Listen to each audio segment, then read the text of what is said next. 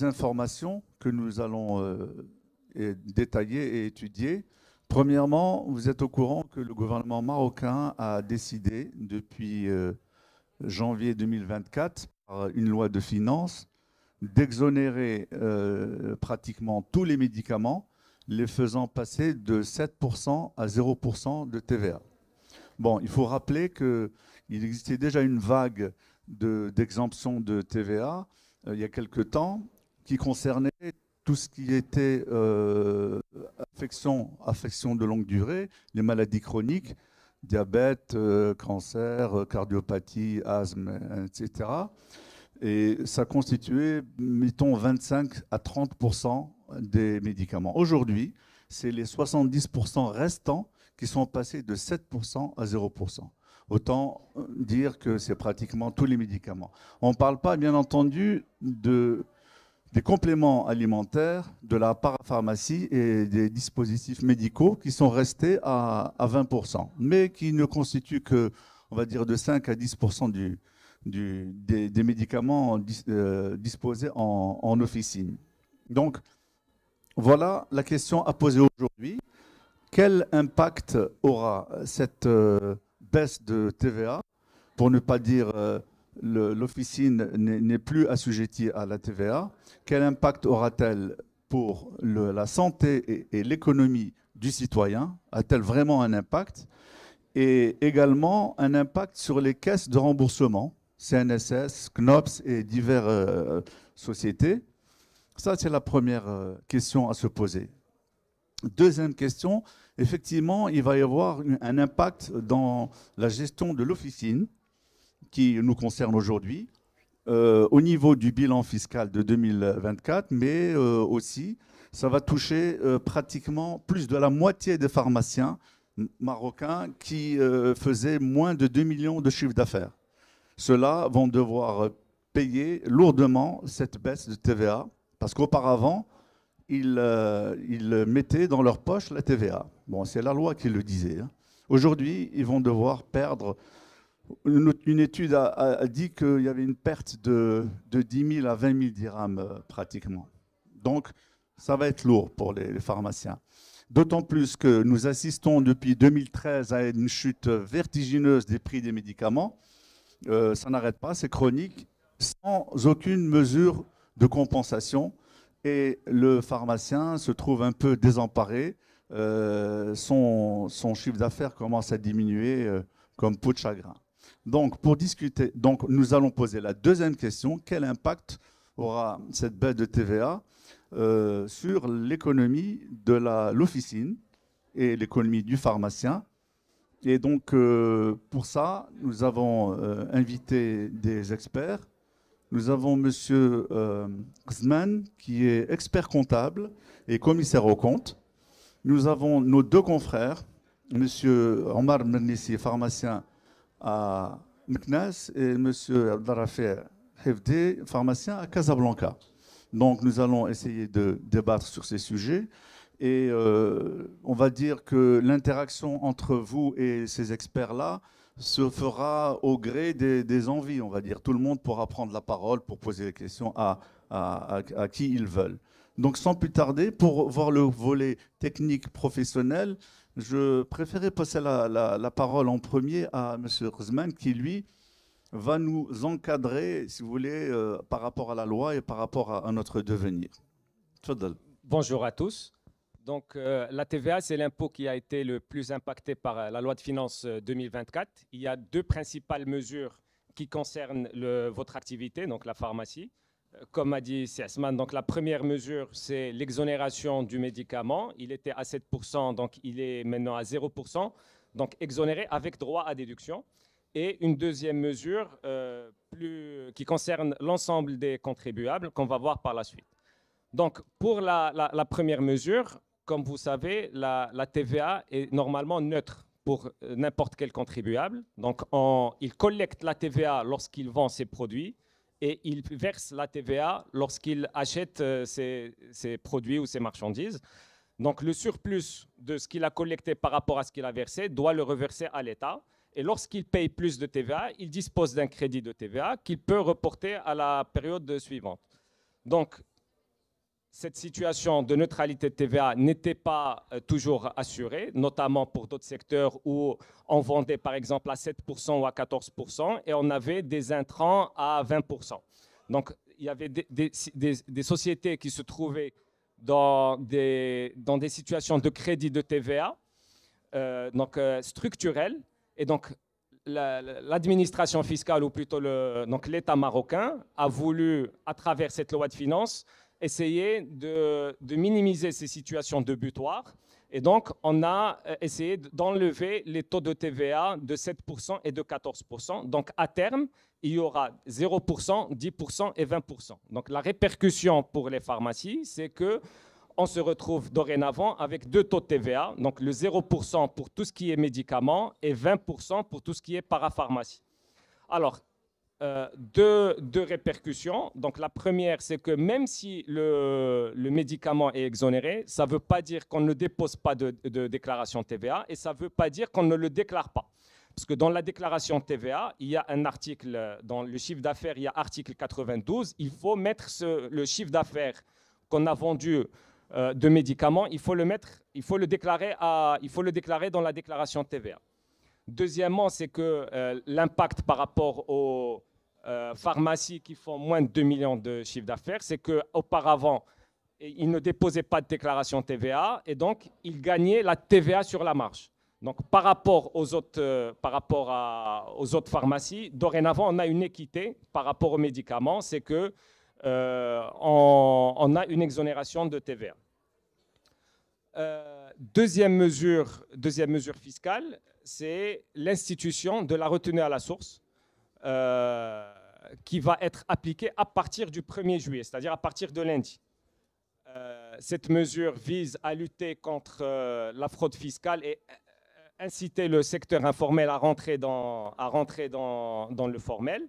Donc, retenue à la source, comment ça se manifeste? C'est qu'un opérateur va retenir un impôt d'un autre opérateur et le donner directement à l'État. Ce mécanisme, il est déjà appliqué à travers, donc il y a la retenue à la source sur les salaires qu'on fait par exemple aux employés, il y a ce mécanisme de retenue à la source dans les loyers dorénavant. Donc ce principe de retenue à la source arrange bien évidemment l'administration fiscale parce qu'elle reste derrière, elle laisse les deux contribuables entre eux et l'argent rentre à la caisse de l'État. Donc on est allé encore un peu plus loin. Auparavant, c'était que sur l'IR et l'IS. Maintenant, on va encore un peu plus loin avec la TVA. Donc, à partir du 1er juillet 2024, lorsque vous allez acheter un bien d'équipement... Pardon, est-ce que vous pouvez donner des exemples bien précis qui concernent l'officine ? Par exemple, l'achat d'un véhicule, etc. Une pharmacie qui va acheter un ordinateur, qui va faire des travaux de rayonnage, donc dorénavant, à partir du 1er juillet, lorsqu'elle va recevoir sa facture de son fournisseur, elle doit dorénavant demander une attestation de régularité fiscale. Donc, si elle obtient une attestation de régularité fiscale de moins de 6 mois, elle pourra payer la totalité de la facture à son fournisseur. Si elle ne perçoit pas cette attestation de régularité fiscale, donc dans ce cas, elle verse le montant hors taxe au fournisseur et le montant de la TVA doit être versé le mois qui suit à l'administration fiscale. Donc on a parlé donc des biens d'équipement et des travaux. Il y a aussi les prestations de services. Les prestations, l'officine va payer son comptable, mais personne physique. J'insiste, donc la partie personne physique. Un architecte, un avocat, un notaire, donc personne physique, lorsqu'il vous donne aussi sa facture, vous devez lui demander son attestation de régularité fiscale. Même s'il vous donne son attestation de régularité fiscale, vous devez lui prélever 75% du montant de la TVA. Donc, vous lui donnez l'hors taxe plus 25% de la TVA uniquement. Et les 75% de la TVA, vous devez les donner à l'État. S'il ne vous donne pas l'attestation de régularité fiscale, dans ce cas-là, vous lui donnez que le hors taxe et 100% du montant de la TVA devra être versé à l'État. Donc, comme j'ai dit, c'est un mécanisme qui vise à lutter contre la fraude fiscale. Pardon. Mais dans la pratique, comment ça se passe? Vous êtes expert comptable. Comment ça va se passer avec l'officine, notre gestion comptable traditionnelle? Comment on peut régler ça, sachant que ça tombe le 1er juillet? Ben, votre architecte ou votre comptable, il vous donne une facture faite à 100. Avec 20 de TVA, il y a 120. Vous lui demandez, avant de le payer, vous devez lui demander une attestation de régularité fiscale de moins de 6 mois. S'il vous la donne, vous lui donnez 105. Vous lui faites un virement ou un chèque de 105. Le mois qui suit, sur simple, vous allez déclarer les 15 de TVA, vous allez les reverser à l'État. Après, dans sa déclaration, il va mettre que les 15 ont été versés par son client et il fera le bilan par la suite vis-à-vis de l'État. Ben, en fait, ce qu'on a conclu, c'est que nous, les professionnels des chiffres, c'est qu'on va commencer à travailler pour le compte de l'État. On aura plus de travail pour le compte de l'État. Voilà. Comment? Ben,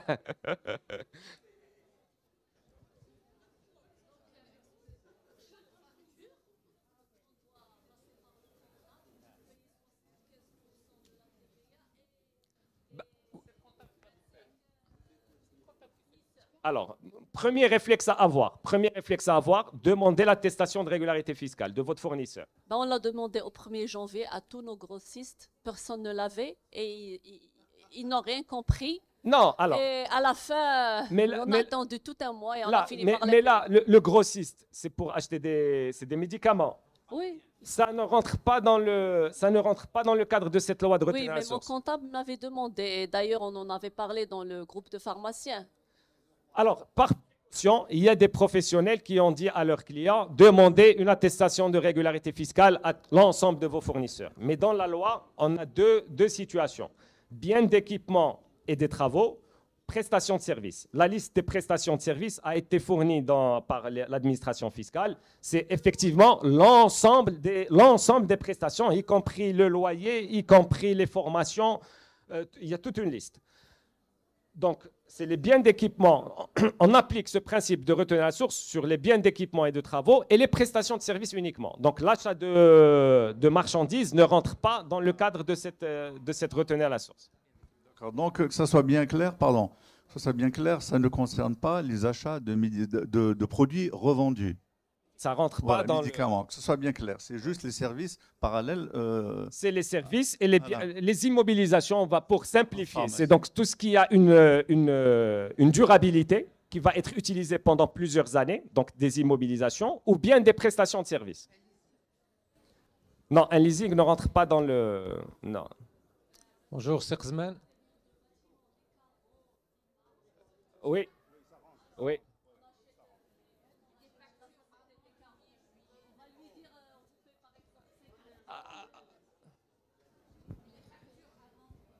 Non, c'est à partir du 1er juillet. Donc, à chaque fois qu'on va acheter des carreaux, par exemple, qui coûtent 5 000 dirhams, on va déduire le chèque 75. C'est un calcul. Non, là, c'est un bien d'équipement. Vous lui demandez une attestation de régularité fiscale. S'il vous donne l'attestation de régularité, vous lui donnez le TTC. Les 75%, c'est que pour les prestations de service. On considère qu'un prestataire de service n'a pas de charge. Il n'a que du personnel. Dans la logique de l'administration fiscale, c'est qu'un prestataire de service, ses charges sont composées de charges de personnel. Et dans ce cas-là, il n'y a aucune raison qu'il ne verse pas le montant de son chiffre d'affaires et quasiment la TVA qu'il devra payer à l'État. Donc c'est pour ça qu'on a mis, même s'il est fiscalement, il a l'attestation, on doit lui prélever 75% de retenue à la source. S'il n'a pas l'attestation, c'est 100% de la retenue à la source. Étant donné que cette exigence devient impérative pour pouvoir travailler avec les différents prestataires, ma question est, de par votre expérience, est-ce qu'elle est facile à obtenir de la part des prestataires? Est-ce que les prestataires vont devoir la demander directement dans un guichet, ou là, ça va se faire comme pour beaucoup de documents à travers un site, ou là, qu'est-ce que vous avez comme expérience là-dessus? L'attestation, elle est valable sur le site directement. Donc, il y a pas. S'il n'est pas régulier, c'est là qu'il doit faire les démarches pour aller régulariser sa situation et avoir une attestation de régularité fiscale. Mais elle est disponible dès maintenant, elle est disponible sur le site des impôts. Très bien, merci. On va passer à nos deux pharmaciens. CFD va certainement renchérir dans les explications. Ça nous aidera à encore mieux comprendre si c'est possible. Et puis, bien entendu, ton intervention sur le reste. Juste une précision, je n'ai pas précisé. Les prestations de services, les factures doivent être supérieures à 5 000 dirhams. Dans la limite de 50 000 dirhams par mois. Par mois. 50 000 par mois, 5 000. 5 000 hors taxe. Alors, une précision, pour compléter ce qu'a dit notre expert comptable, les prestations de services, bon, vous les connaissez, soit un avocat, soit un expert comptable, ce sont des prestations de services. Alors là, des prestations de services, on va prélever que 75%. Que 75% de la TVA. Dans le cadre, il a l'attestation de régularité fiscale. Alors, pour répondre à cette offre, l'attestation de régularité fiscale, il n'y a pas plus simple. أول حاجة غتمشي البروفيسيونيل غتمشي لتيلي سيمبل بروفيسيونيل تيلي سيمبل غتلقى ديكلاراسيون تي في ا تيلي سيمبل تي في ا اي ار على فان في الاخر كاين عندكم ربما نتوما تبغيو تعطيو اون فاكتور دو ريغولاريتي فيسكال ربما تعطيو سي hyper méga facile. En 3 minutes, vous avez votre attestation de régularité fiscale. غادي تقول في الاخر اتيستاسيون في الاخر ديالها اتيستاسيون غادي تكليكي على اتيستاسيون ملي غتكليكي على اتيستاسيون غادي يعطيك واش بغيتي ديال الانسكريبسيون على تي في ا واش بغيتي ديال لا ريغولاريتي على تي في ا على فيسكال. هاد لا ريغولاريتي فيسكال ادميتون كو كيتسالني لي زامبو لا دي جي كتسالني شي حاجه ملي غتخرج لاتيستاسيون دو ريغولاريتي فيسكال كاين فيها 3 روبريك لتحت. كاين وحده اللي فيها راه السيد اللي كلين وكاين اخرين اللي كيمونسيونيو راه شنو اللي باقي لك وشنو اللي ما باقي ليش في لا ريغولاريتي فيسكال. دونك سي لافير دو 3 secondes. Alors ça, pour les biens d'équipement. Pour les médicaments, صافي نساو الموضوع. ما تطلبوش لي غروسيس ديالكم لي سميتو، ما تطلبوش ليهم لاتيستاسيون دو ريغولاريتي فيسكال. دابا بوغ انتيسيبي كان واحد لا ريونيون ما بين لي اكسبير كونتابل وما بين لا دي جي. دابا الناس لقاو ساهله ايبر فاسيل. غادي يجي كيلكان كي فا فوز ايكيبي يعطيكم ان بيان ديكيبمون. في الدقه الاولى هو سي تري فاسيل بوغ لوي. الا كان كلين افي فيزافي دو لادمينستراسيون فيسكال غيعطيكم لاتيستاسيون دو ريغولاريتي، غيعطيك لا فاكتور و ميم طون يعطيك لاتيستاسيون دو ريغولاريتي. دونك ما غتحطش لو بروبليم فا ميم با سو بوزي. علاش لوبجيكتيف كامل على هذا الشيء بوغ لو بلو غراف؟ علاش داروا هذا الشيء ليطا؟ باسكو كانوا دي سوسيتي فونتوم اللي كانوا كيديروا اش كانوا كيشدوا كيبيعوا لي فاكتور وسيرتو في البي تي بي في الباتيمون. دابا بوغ كونتر كاري كيعطيك الفاكتور يبيعها لك ب 5000. هو لا سوسيتي كتنشد بان ما كدير والو، عنده بيرو عنده هذا وتيخرج لك لي سميتو باش تكوبي كور باش تهرس لهم ليطا. غتقول لي بون اعطيني عطيتيني لا فاكتور واعطيني لا ريغولاريتي فيسكال. دونك هذا هو لوبجيكتيف الاصل كامل كيدور على هذا الفيلم هذا، على هذه المساله هذه. D'accord. Alors, si vous voulez, bon, ben, je pense qu'on a fait le tour de la question sur le header. C'est hyper facile la régularité fiscale. Hein. Donc, attestation ou تخرج directement. Alors, ça m'est arrivé donc même pour vous, pour votre visa Schengen par exemple, vous allez à تخرج attestation de régularité fiscale dans l'instant qui suit. Mais bien sûr, mais je l'ai fait, moi je l'ai déposé le visa, bon, moi je l'ai tout de suite, très rapidement. Très rapidement. Vous avez un login, un mot de passe, c'est automatique, c'est très rapide. Alors, pour revenir pour le reste, pour la TVA. La TVA, donc les implications pour le pharmacien. Alors, قلنا على الناس اللي عندهم قل من 200 من 2 مليون دو درهم، هذوك مشات على عينهم بابا ما بقاوش غياخذوا ديك لا ديفيرونس ديال 7%. ما بقاوش غياخذوها. حنا اللي كنا كنخلصوا حنا تقادينا معاهم، ما بقاوش دوك الناس اللي عنده قل من 200 من 2 مليون دو درهم. اللي عنده اكثر من 2 مليون دو درهم à ce moment-là كاين une neutralité parce que كنت كناخذ جو ديكيس et j'encaisse. Ou quand la différence بيناتهم la TVA due, TVA encaissée moins TVA due. Donc كانت une neutralité fiscale. Donc le seul problème اللي كان عندنا اللي ولا مزيان avantage pour les gens qui sont pour plus de 2 millions de dirhams, c'est la trésorerie. كانت par exemple تجيني 9000 10000 درهم ديال في la fin واش عندي فلوس واش ما عنديش نخلص ولا ما نخلصش. دابا le problème ne se pose plus. Donc la trésorerie ديالي va être intègre ما كاين حتى مشكل. Mais il y a une neutralité. ما كاين فيها حتى شي حاجه. Alors ce que je vous conseille d'abord pour les gens اللي le législateur قال لك à partir de janvier غادي نحيدوا les médicaments كلهم غيوليو 7%. Très bien. Mais nous, 0%. Donc, là, عندي un stock en 2023 que je devais écouler. Alors, là, le grand problème. Là, le grand problème. Ce que je vous conseille de faire très rapidement. Alors, pour l'évaluation du stock, le LGO, le logiciel de gestion de l'officine, quel que soit, je ne fais pas de publicité pour n'importe quel logiciel, l'évaluation du stock, évaluer mon stock, régulier bon, un stock de temps, je vais l'expédier vers l'Excel. وهذه من قبلها من حتى شي فارماسي ما يكونش يغيدي l'Excel. ديروا l'Excel غتلوح le truc في l'Excel. من بعد tu vas faire la filtration. Mais quand tu vas faire la filtration غادي دير par groupe famille tarifaire وغتمشي 7%. 7% غيعطيك كلشي لي ميديكامون à 7%. Alors غادي تشدهم وغادي تحطهم بوحدهم. ملي غتحطهم بوحدهم غادي tu vas faire le dispatching. غتقول لي est-ce que les produits conseillables ou pas conseillables. إلا كانوا كونسيابل غادي تخرجهم قبل ما يتبيريماو غتخرجهم وتحطهم في واحد الرحبه وغادي عباد الله كلهم غادي توت سميتو l'équipe va se mettre. Alors j'ai fait tout à l'heure hier j'ai fait le calcul, il me reste 5%, mais il y a des grossistes à moi qui ont fait beaucoup plus que moi ما بقى عندهم حتى حاجه. Si vous allez voir bon certains grossistes ما بقاوش يصيفطوا لكم دي 7% puisque كملوا les produits ديالهم. حنا مازال انا up to now عندي 5%. alors كاين عندي الفولي ديال à conseil في الكونساي حطيته دو كوتي باش نخرجوا لي فولي ديال نون كونسيابل. الوغ اسمو مون لا عندي دو شوز. خرج هو هذاك ما خرجش غادي نشد هذاك لي تروك بيريمي غادي سون فير دو بوبليسيتي بور اون سوسيتي. كاينه دي سوسيتي دو ils sont à 7%. Avec un adar les médicaments qui sont sur prescription, je répète, prescription, les périmés carrément, نخليهم حتى يتبيريماو. لا نخليهم حتى يتبيريماو حيت ما غيبغيش ياخذهم من عندي le grossiste. Donc je suis très arabe, j'arabise pour que tout le monde puisse comprendre. Donc alors هاد الناس غادي نشد انا هاد لي برودوي سور بريسكريبسيون غنحطهم في واحد الرحبه واحده اخرى غادي نستنى حتى يتبيريماو. غيتبيريماو غنمشي لواحد لا سوسيتي اكس ديال جيستيون ديال ديشي غادي ندير لهم واحد لو ليستينغ وهذاك لو ليستينغ غادي يمشي وغادي يديروا لا ديستركسيون وغنخلص او كيلو وغادي ندي معايا ولا ربما بعض المرات يكون معايا ان ويشي جيستيس ونحطهم وغادي يدخلوا في لا روبريك شارج نون كورونت وما غنضيعش فيهم. alors je vois beaucoup de gens اللي كيهضروا في سميتو في ليدي وغنضيعوا ما غنضيعوا راه ما غتضيع حتى شي حاجه. alors non, pour les impôts, il n'y a pas de quota. Il n'y a pas de quota, ça dépend. Bon, vous avez votre stock, vous ne l'avez pas volé, votre stock, il est là. D'accord. Donc, c'est très important. Avec preuve, vous connaissez le listing ou d'achat, ou غتخلص هذا غتدخل في charge non courante وهو les prestations ديالو c'est un prestataire de service غادي تخلص.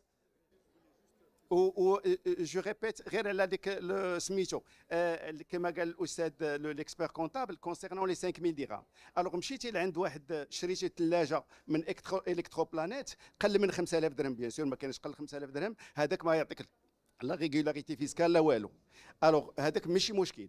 المشكل هو خاص الا كان لو ميم فورنيسور وغيعطيك بليزيور فاكتور ويكون في لو موا سوبيريور ا 50000 50 سيغما ديالهم 50000 تخلص تطلب لا ريغولاريتي فيسكال. لكن انفيريور ا 5000 ما تطلبش لا ريغولاريتي فيسكال. ازيت كلير. Très bien. Non, 5000 dirhams par facture et par mois, et il ne faut pas que ça dépasse 50 000 dirhams par fournisseur et par mois. D'accord? Donc, et si jamais ça dépasse 50 000, il faut donc exiger les documents. C'est Hafdi. Moi, la question que je voulais te poser, c'est bon, c'est peut-être bien ce que tu proposes, mais c'est assez difficile dans la réalité. Pourquoi ne pas laisser ce stock qui est à 7%, qui n'est pas périmé, je veux dire qui est encore à 7%, pourquoi ne pas le laisser s'écouler de lui-même durant toute l'année, d'accord, sans problème. La question que je pose, c'est au niveau bilan, en fin d'année, comment on va pouvoir... Légalement, on n'a pas le droit. Légalement, au 1er janvier, il devait y avoir 0 médicament à 7% dans les stocks. Bon, même s'ils disent qu'ils ont discuté avec les industriels pour 3 mois, etc. Mais légalement, non, ça a été toléré. Comment, à la fin de l'année, tu vas intégrer cette notion de 0% et de 7% dans ton bilan? Voilà. On passe la parole à ces... Vous m'avez posé la question. qui vient de le résoudre. Alors là, le législateur, qu'est-ce qu'il nous a dit? Jusqu'à écoulement de stock. ما كانش لنا une date fatidique. وكاين عندي في لا كونتابيليتي كاين عندنا لو ستوك وكاين عندنا واحد لو تروك لي بروفيزيون pour la provision pour dépréciation de stock, un stock avarié, on peut éventuellement l'intégrer وندخلوه في la charge non courante. D'accord? هذه داخله في les dépréciations, c'est votre comptable qui va le faire. Donc, il a عطيتيه انت في الاخر وعطيتيه الكاد ديال لي برودوي كي سون بيان سور غنخلي هاد لي برودوي جو في لي ليستي سور بريسكريبسيون ما خرجليش سور سميتو غنخليه حتى يخرج ما خرج شيء عاد جو في فيغ سميتو جو في فيغ لو نيسيسير خرج فبها ونعمت باسكو لو ليجيسلاتور قال لي حتى لا فان il n'y a aucun problème, je peux jusqu'à écoulement du stock. Pour vous faciliter la tâche et pour que vous soyez vraiment avec clean la gestion d'Yelcom, alors, la gestion, le 1er juillet, par exemple, le lundi, vous allez cliquer sur l'évaluation du stock, après l'évaluation du stock, vous allez l'Excel, après l'Excel, vous allez dire la filtration, après la filtration, vous allez dire 7%, après 7%, vous allez avec conseil ou la automédication, ou la avec prescription, avec conseil. Le problème ne se pose pas. Et je peux vous dire, alors moi jusqu'à 8 mois, maintenant, je n'ai plus de produits périssables dans 8 mois. Pourquoi? Parce que je suis tout le temps à Smith. Merci. Merci pour ton intervention. C'est Omar Mnissi, pharmacien Meknes, va donner son point de vue sur cette TVA et sur un certain nombre de points. Bon, ça ne va pas beaucoup rapidement. Il va nous livrer son expérience. Bonjour tout le monde. Alors, entre l'expert comptable et le professeur, il ne me reste pas grand-chose à compléter, si ce n'est ma petite pratique quotidienne. Moi, déjà, quand j'ai entendu TVA 0, j'étais content, d'une part, pas content d'autre part, mais content parce qu'on a une simplification au niveau des familles tarifaires. On en a moins qu'avant. Quand la facture arrive, on n'a plus 29,7%, 33,7%, on en a déjà moins. Donc, c'est déjà plus facile à... Donc, moi, d'un point de vue pratique, bon, monsieur l'expert comptable et monsieur le professeur nous ont expliqué les mécanismes juridiques. Normalement, c'est au comptable de faire tout ce travail. C'est lui qui connaît les lois, il va à Simple, il regarde Hachikulo, c'est à lui de faire son travail. On doit avoir un expert comptable qui doit être compétent. Des fois, bon, les textes sont un peu alambiqués, ils font les choses à l'extrême. C'est par rapport à ce que vous avez dit la dernière fois, ils ont demandé la régularité à votre fournisseur de médicaments. C'est juste ça. Mais il vaut mieux en faire trop que pas assez. Voilà, c'est ce que je voulais dire en complément par rapport à la TVA. Alors, un complément, moi je suis... et le comptable, j'ai quand même 35 ans d'exercice. Mon frère il est expert comptable et il ne m'a jamais fait ça. Alors ça, c'est de la gestion au quotidien. La gestion au quotidien, il est impératif que le pharmacien, il faut qu'il se transforme en manager. Donc, la première des choses, c'est s'initier à l'Excel et faire son truc soi-même. Le comptable régie يشوف لك les dates de péremption ويقول لك اشنو كاين يقول له غير كتب لي لو مونطون وغادي يكتب لك في لو بيلون بعض المرات كاع ما كيديروش كونتابيليتي ني ريان دي تو غيشوف لاكتيف وغيشوف الباسيف غيقول لك عندي لا ديفيرونس باش يقدم غيقول لك لو ستوك غادي يطلع لك لو ستوك غيولي بعض المرات عندك 6 mois de stock. Alors là, j'attire votre attention sur le fait très important. Sachez lire votre bilan. Alors quand vous avez 6 mois de stock en stock, 6 mois d'achat en stock, ça ne le fait pas. Alors ça attire la DGI. Alors ça pourquoi? Parce que le comptable ما قادي عطيته الوريقات ما مقادينش بيان سور داكشي دار داكشي اللي قدر وطلع لك طبوزي داك لو ستوك وفينالمون سي فو كي allez trinquer. Et merci. C'est Qizman. J'aimerais avoir aussi votre avis. Certainement, vous allez rajouter des choses. La question qu'on a posée, c'est l'impact réel sur peut-être que ça serait aux pharmaciens de le poser, l'impact sur l'économie de santé du citoyen marocain. Qu'est-ce qu'il va gagner? Et puis, par rapport aux caisses de maladies, quel est le réel impact? Sachant que c'est une mesure qui se veut populaire, pour ne pas dire un autre terme, pour essayer de diminuer le panier de soins du citoyen marocain. L'origine, c'était ça. À part de clarifier la TVA pour le fisc, etc., c'était aussi de dire aux citoyens, ton médicament, il va baisser de 7%. Et on le ressent, nous, dans le quotidien, au niveau des pharmacies. Les gens même s'étonnent, ils se disent, ah, c'est pas le bon prix, c'est peut-être qu'il est supérieur. On leur dit qu'il est devenu inférieur à avant. Quel est l'impact, à votre avis, et je pose la question aux deux pharmaciens, de cette baisse de médicaments sur l'économie réelle de santé du pharmacien, du malade? Est-ce qu'il gagne énormément ou pas? Et pour les caisses de maladie. Bon, pour vous parler franchement, moi, je n'ai pas les chiffres de l'impact à ce jour. Maintenant, effectivement, c'est une mesure qui a été à la base présentée comme une mesure sociale. Donc, le prix, il était de 1,7%. Donc, le PPV, maintenant, il est retranché du montant de la TVA. Donc, nécessairement, sur la caisse du citoyen, c'est un impact direct sur lorsqu'il achète son médicament, il l'achète en hors taxe. Donc, l'impact. Après, sur l'impact global au niveau de la CNSS, à mon avis, il n'y a pas encore eu de 1 milliard de dirhams. Bon. Pour compléter par rapport à ce qui a été dit, nous, le traitement du stock au niveau des pharmacies, la règle était simple, c'est qu'un médicament qui a été acheté avec TVA devait être revendu, même après le 1er janvier 2024, devrait être revendu, parce que le PPV inclut la TVA. Donc, il a été vendu avec TVA, la TVA a été déclarée, donc aucun impact vis-à-vis de... Lorsqu'il a été acheté avec 100 TVA, il a été vendu. Il devait être déclaré avec l'article 92, c'est-à-dire un chiffre d'affaires exonéré avec droit à déduction. Alors, par rapport au stock, il a été dit on peut gonfler le stock, etc. Il faut faire très, très attention. Parce que le stock, il y a l'article 145 du Code général des impôts, il précise chaque contribuable, donc pharmacie, n'importe quel contribuable, est tenu d'établir à la fin de chaque année un inventaire détaillé des produits, emballages, matières qu'il achète en vue de la revente ou en vue de son exploitation. Donc, le pharmacien a l'obligation de dresser un inventaire en quantité et en valeur. En quantité et en valeur. Pourquoi on demande ça?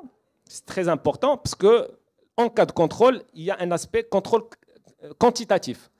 L'inspecteur, en cas de contrôle, il va vous demander votre stock en début d'année, il va vous demander vos achats de l'année, il va vous demander vos ventes de l'année en quantité, et il va voir.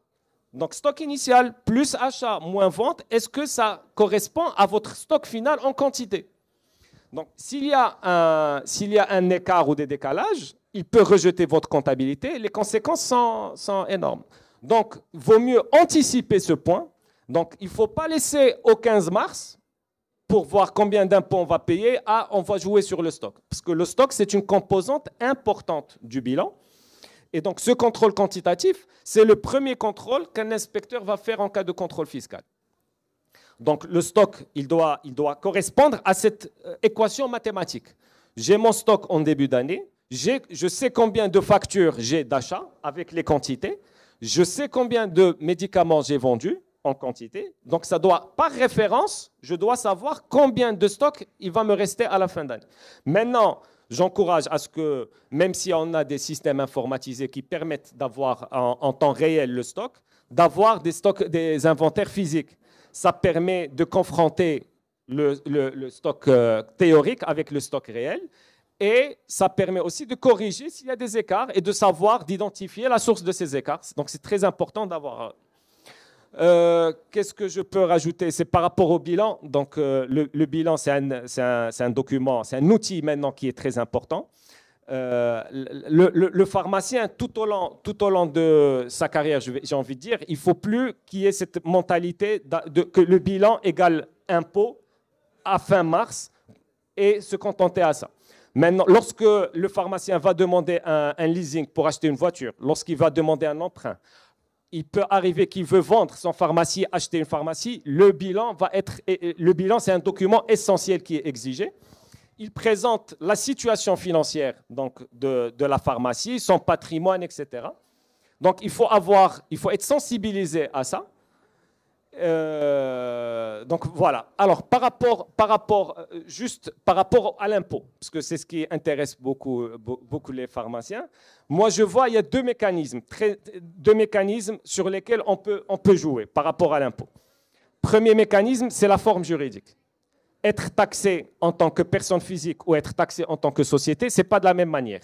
Sachant que d'ici 2026, l'impôt sur les sociétés il sera à 20% et la retenue à la source pour avoir l'argent dans sa poche, c'est-à-dire les dividendes, il sera à 10. Donc 20, on va arrondir 20 plus 10, on est à 30, alors qu'en personne physique, on est à 38%, avec le fameux.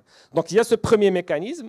Deuxième mécanisme pour optimiser l'impôt, c'est une gestion rigoureuse au niveau des dépenses. Ça veut dire avoir l'ensemble des justificatifs à chaque fois.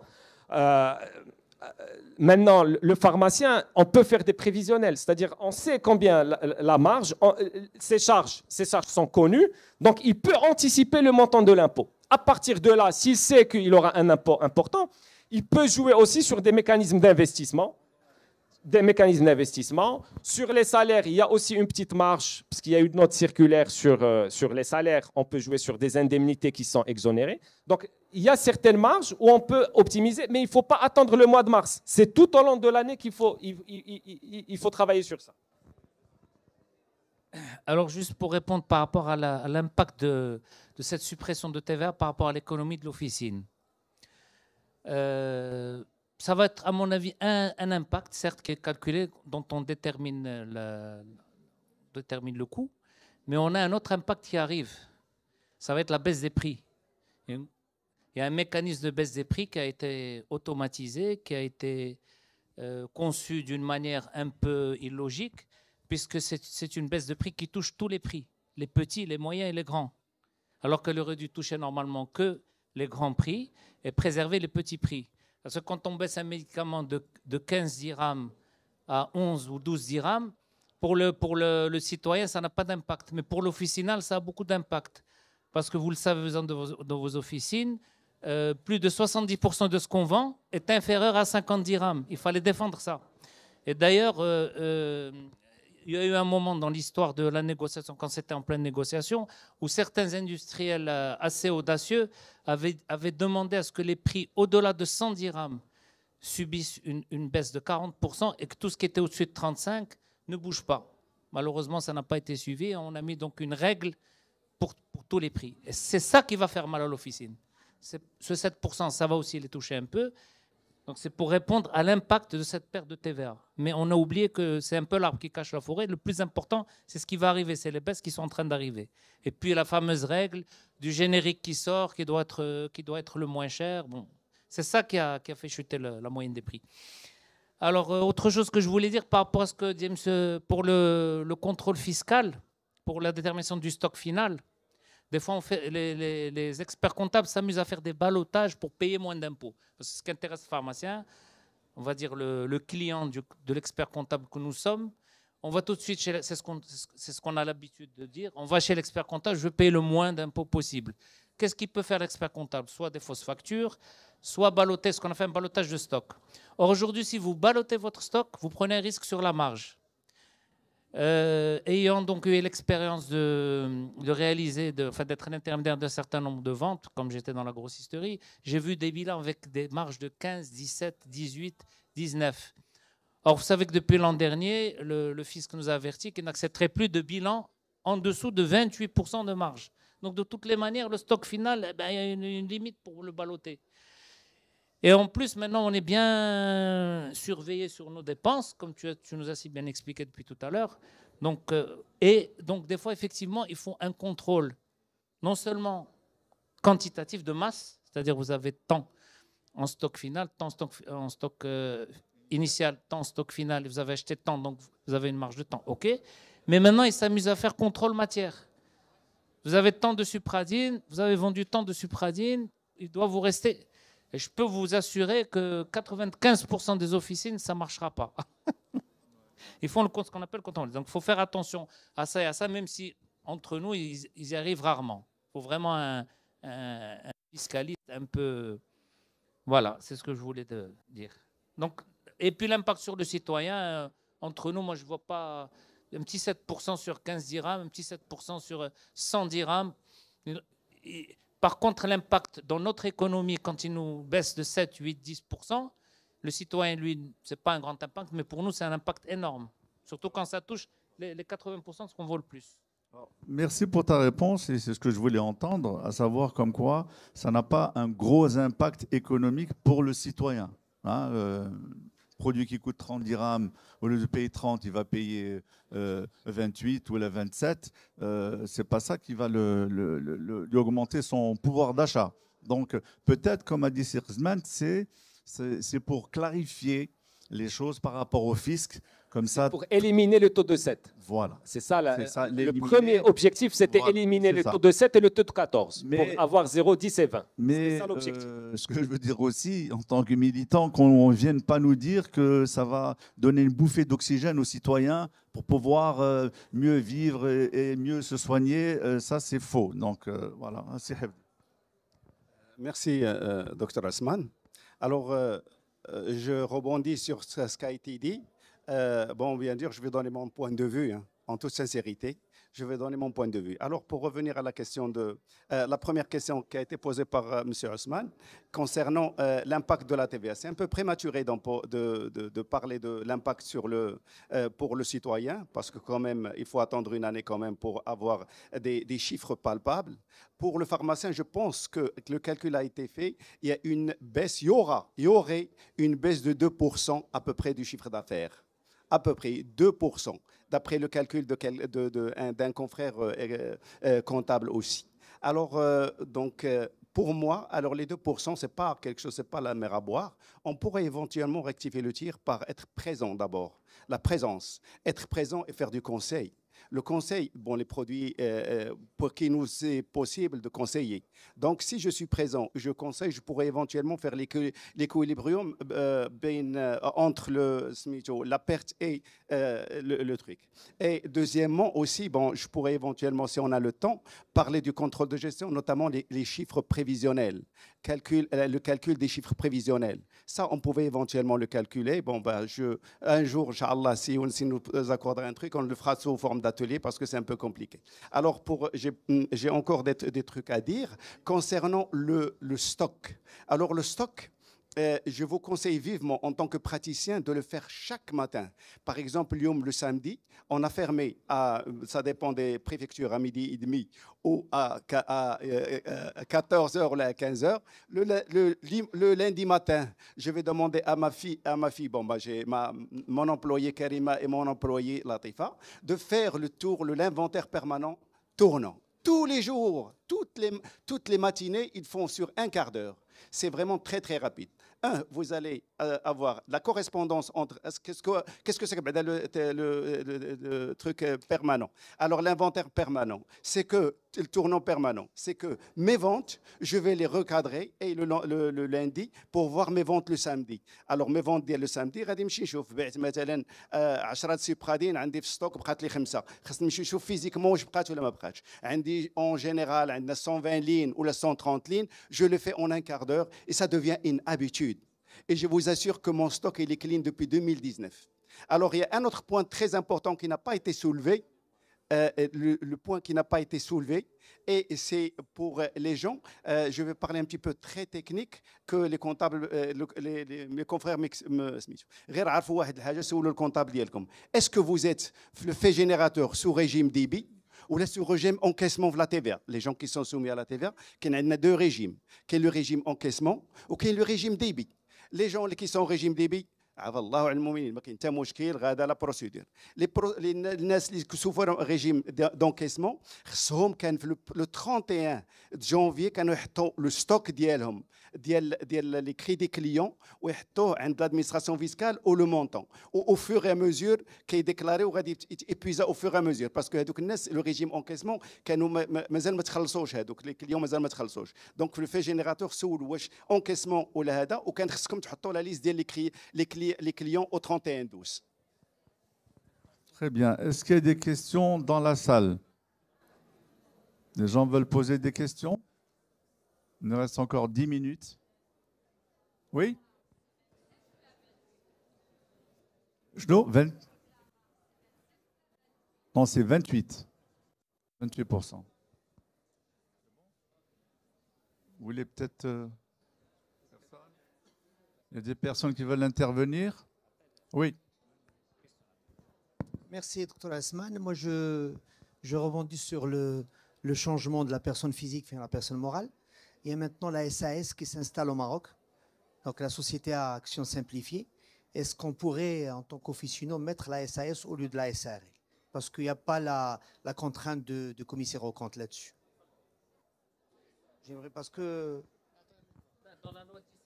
Il n'y a pas de contrainte de commissaire aux comptes dans la SARL. Là, je sais, mais la SAS, c'est des plus... La SAS, je Oui. parle de la SAS. Non, Zama, qu'est-ce que permet d'offrir la SAS que ne permet pas dans Elle a les avantages de la SA sans qu'il y ait le commissaire aux comptes. La SAS, effectivement, elle a l'avantage d'être souple. C'est-à-dire on peut prévoir un comité, un conseil d'administration ou n'importe quelle forme de gouvernance la SAS. À ma connaissance, jusqu'à présent, on est sur la SARL. Il n'y a pas de... Bon, après la SAS jette après que la loi. Donc, c'est pas encore tranché, Zama. La loi 1794, elle dit qu'on peut soit personne physique, soit SARL. Comme ça, pas sur écrit. On ne peut pas être SA, on ne peut pas être peut-être que SARL, associé unique, quoi, plusieurs associés, sachant que les associés ne peuvent pas être exclusivement des pharmaciens. بونجور بغيت غنسول عليكم بالنسبه للستوك اللي هضرتوا عليه y a-t-il un maximum à ne pas dépasser? Vous avez parlé de 3 mois de stock pour une pharmacie. Est-ce qu'il y a une équation? Il n'y a pas d'équation? Fiscalement, il n'y a aucune règle qui détermine un niveau de stock à avoir. Parce que le stock en fin d'année, vous pouvez l'écouler le lendemain. Donc, c'est une image à un instant T. Donc, il n'y a aucune règle spécifique qui dit que le stock ne doit pas dépasser un tel ou un tel niveau. وبالنسبة للا TVA, vous avez parlé d'une gymnastique, 5% حسب les prestations de service. Ou là, 64% qu'on garde, c'est ça? Je vais éclairer encore. Donc, prestation de service. Oui. Personne physique. C'est ça. Prestation de service, personne physique, une facture supérieure à 5 000 dirhams, vous devez demander l'attestation de régularité fiscale. Oui. S'il vous donne l'attestation de régularité, vous faites la retenue à la source de 75% de la TVA. Si vous ne l'obtenez pas, vous faites une retenue à la source de 100% de la TVA. De l'expérience de la gymnastique, est-ce qu'il existe déjà dans d'autres pays ou là seulement au Maroc? Création marocaine? Il y avait tout un débat avant que la loi de finances, avant qu'ils la mettent, avant qu'elle soit instituée par la loi de finances 2024, il y a eu un benchmark. Apparemment, elle est déjà instituée dans d'autres pays. Ils se sont d'ailleurs inspirés de la pratique dans d'autres pays.